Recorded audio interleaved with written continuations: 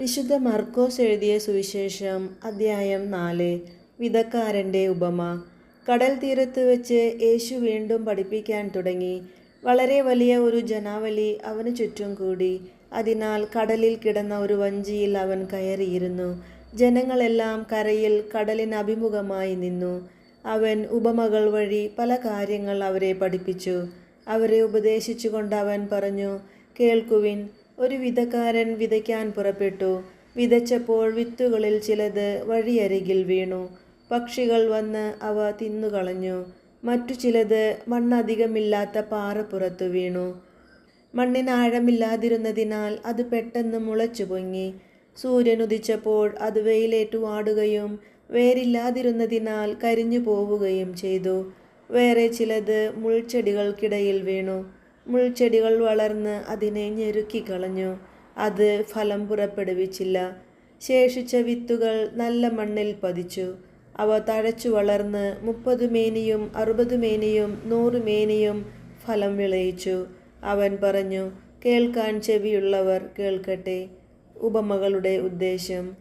അവൻ തനിച്ചായപ്പോൾ 12 പേരും കൂടെ ഉണ്ടായിരുന്ന മറ്റുള്ളവരും ഉപമകളെക്കുറിച്ച് അവനോട് ചോദിച്ചു. അവൻ പറഞ്ഞു, ദൈവരാജ്യത്തിൻ്റെ രഹസ്യം നിങ്ങൾക്കാണ് നൽകപ്പെട്ടിരിക്കുന്നത്. പുറത്തുള്ളവർക്കാകട്ടെ എല്ലാം ഉപമകളിലൂടെ മാത്രം. അവർ കണ്ടിട്ടും കാണാതിരിക്കുന്നതിനും കേട്ടിട്ടും ഗ്രഹിക്കാതിരിക്കുന്നതിനും അങ്ങനെ അവർ മനസ്സ് തിരിഞ്ഞ് മോചനം പ്രാപിക്കാതിരിക്കുന്നതിനും വേണ്ടിയാണ് അത്. വിതക്കാരൻ്റെ ഉപമ വിശദീകരണം. അവൻ അവരോട് ചോദിച്ചു, ഈ ഉപമ നിങ്ങൾക്ക് മനസ്സിലാകുന്നില്ലേ? അങ്ങനെയെങ്കിൽ ഉപമകളെല്ലാം നിങ്ങൾ എങ്ങനെ മനസ്സിലാക്കും? വിതക്കാരൻ വചനം വിതയ്ക്കുന്നു. ചിലർ വചനം ശ്രവിക്കുമ്പോൾ തന്നെ സാത്താൻ വന്ന് അവരിൽ വിതയ്ക്കപ്പെട്ട വചനം നീക്കം ചെയ്യുന്നു. ഇവരാണ് വഴിയരികിൽ വിതയ്ക്കപ്പെട്ട വിത്ത്. ചിലർ വചനം കേൾക്കുമ്പോൾ സന്തോഷപൂർവ്വം അത് സ്വീകരിക്കുന്നു. പാറപ്പുറത്ത് വിതയ്ക്കപ്പെട്ട വിത്ത് ഇവരാണ്. വേരില്ലാത്തതിനാൽ അവ അല്പസമയത്തേക്ക് മാത്രം നിലനിൽക്കുന്നു. വചനത്തെ പ്രതി ക്ലേശവും പീഡയും ഉണ്ടാകുമ്പോൾ തൽക്ഷണം അവർ വീണുപോകുന്നു. മുൾച്ചെടികൾക്കിടയിൽ വിതയ്ക്കപ്പെട്ടത് മറ്റു ചിലരാണ്. അവർ വചനം ശ്രവിക്കുന്നു. എന്നാൽ ലൗകിക വ്യഗ്രതയും ധനത്തിൻ്റെ ആകർഷണവും മറ്റു വസ്തുക്കൾക്കു വേണ്ടിയുള്ള ആഗ്രഹവും അവരിൽ കടന്നുകൂടി വചനത്തെ ഞെരുക്കുകയും അത് ഫലശൂന്യമാവുകയും ചെയ്യുന്നു. നല്ല മണ്ണിൽ വിതയ്ക്കപ്പെട്ട വിത്താകട്ടെ വചനം ശ്രവിക്കുകയും സ്വീകരിക്കുകയും ചെയ്യുന്നവരാണ്. അവർ 30 മേനിയും 60 മേനിയും 100 മേനിയും ഫലം പുറപ്പെടുവിക്കുന്നു. ദീപം മറച്ചു വയ്ക്കരുത്.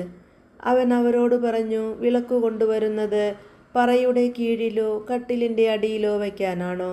പീഠത്തിന്മേൽ വയ്ക്കാനല്ലേ? വെളിപ്പെടുത്തപ്പെടാതെ മറഞ്ഞിരിക്കുന്ന ഒന്നുമില്ല. വെളിച്ചത്തു വരാതെ രഹസ്യമായിരിക്കുന്നതും ഒന്നുമില്ല. കേൾക്കാൻ ചെവിയുള്ളവൻ കേൾക്കട്ടെ. അവൻ പറഞ്ഞു, നിങ്ങൾ ശ്രദ്ധിച്ചു കേൾക്കുവിൻ. നിങ്ങൾ അളക്കുന്ന അളവിൽ തന്നെ നിങ്ങൾക്കും അളന്നു കിട്ടും, കൂടുതലും ലഭിക്കും. ഉള്ളവന് നൽകപ്പെടും, ഇല്ലാത്തവനിൽ നിന്ന് ഉള്ളതുപോലും എടുക്കപ്പെടും. വിത്തിൻ്റെ ഉപമ. അവൻ പറഞ്ഞു, ദൈവരാജ്യം ഒരുവൻ ഭൂമിയിൽ വിത്ത് വിതയ്ക്കുന്നതിന് സദൃശം. അവൻ രാവും പകലും ഉറങ്ങിയും ഉണർന്നും കഴിയുന്നു. അവൻ അറിയാതെ തന്നെ വിത്തുകൾ പൊട്ടിമുളച്ചു വളരുന്നു. ആദ്യം ഇല, പിന്നെ കതിർ, തുടങ്ങി കതിരിൽ ധാന്യമണികൾ. ഇങ്ങനെ ഭൂമി ഫലം പുറപ്പെടുവിക്കുന്നു. ധാന്യം വിളയുമ്പോൾ കൊയ്ത്തിനു കാലമാകുന്നതുകൊണ്ട് അവൻ അരിവാൾ വയ്ക്കുന്നു. കടുകുമണിയുടെ ഉപമ. അവൻ വീണ്ടും പറഞ്ഞു, ദൈവരാജ്യത്തെ എന്തിനോടാണ് താരതമ്യപ്പെടുത്തുക? എന്തുപമ കൊണ്ട് അതിനെ വിശദീകരിക്കും? അത് ഒരു കടുകുമണിക്ക് സദൃശമാണ്. നിലത്ത് പാകുമ്പോൾ അത് ഭൂമിയിലുള്ള എല്ലാ വിത്തുകളെയും കാൾ ചെറുതാണ്.